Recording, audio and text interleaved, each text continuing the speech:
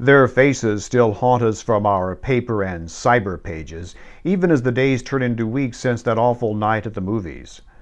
Most of us probably do not know their names. We probably could not pick them out of a list. Even those of us who have written about them may only remember a name or two, and we only know who they were, know who they are, from the stories told by relatives and friends. For some reason, and it may just be me, but for some reason I can tell almost by looking that a particular photo is a picture of a person whose life is now frozen in time. Maybe it is the eyes, the windows to the soul. They speak to us, they hold us in their eternal gaze, and they insist that we not forget what happened to them on that extraordinary summer evening in Colorado, when scores of victims saw their night turn from allegory to agony, to a personal battle between life and death. Well, this weekend we learned, sadly, the struggle for survival does not always end well. We learned Ashley Moser, a 25-year-old pregnant victim shot in the neck and abdomen, lost her unborn child. Her 6-year-old daughter, Veronica, died during emergency surgery. She was the youngest victim until the death of her unborn sibling. Argue about the beginning of life some other time. A statement from the family thanked everyone for their prayers and support, and it ended by pointing out Ashley's lifetime of care will be a long road.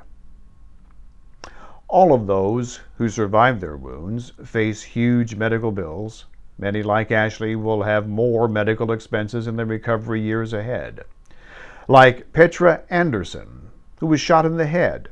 Her family has raised more than $175,000, but they know her bills will be a lot higher. Like Caleb Medley, also shot in the head, suffering from brain damage and the loss of his right eye.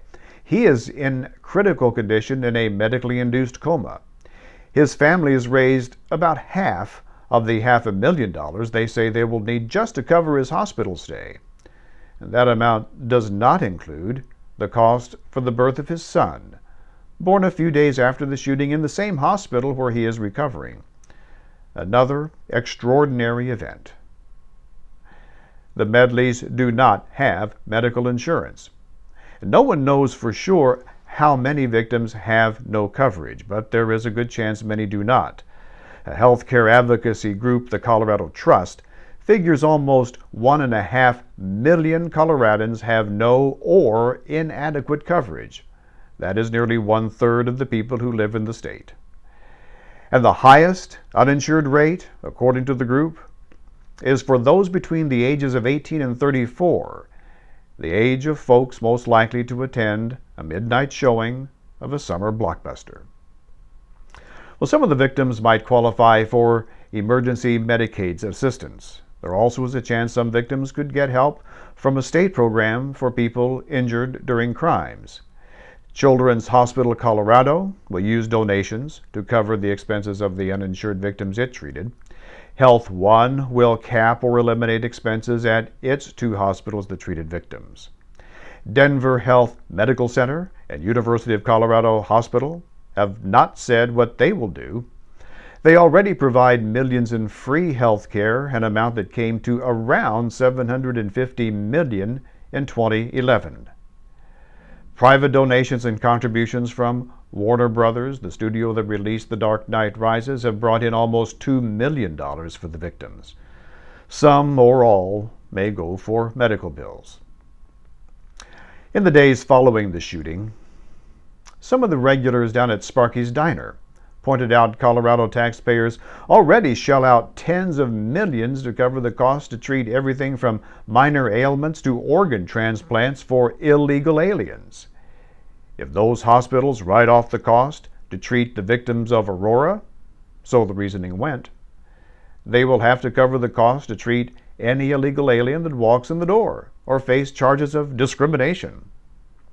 FAIR, that's the Federation for Immigration Reform, put out a report in 2008 that shows state-funded, uncompensated outlays for health care for Colorado's illegal aliens came to more than $82 million a year.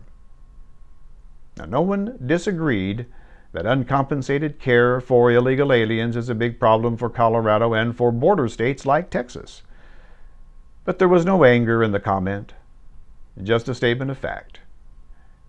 And there was no anger in the comeback, just another statement of fact.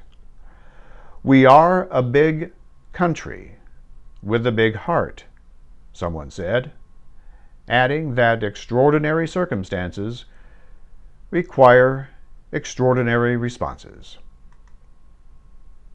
I'm John David Powell.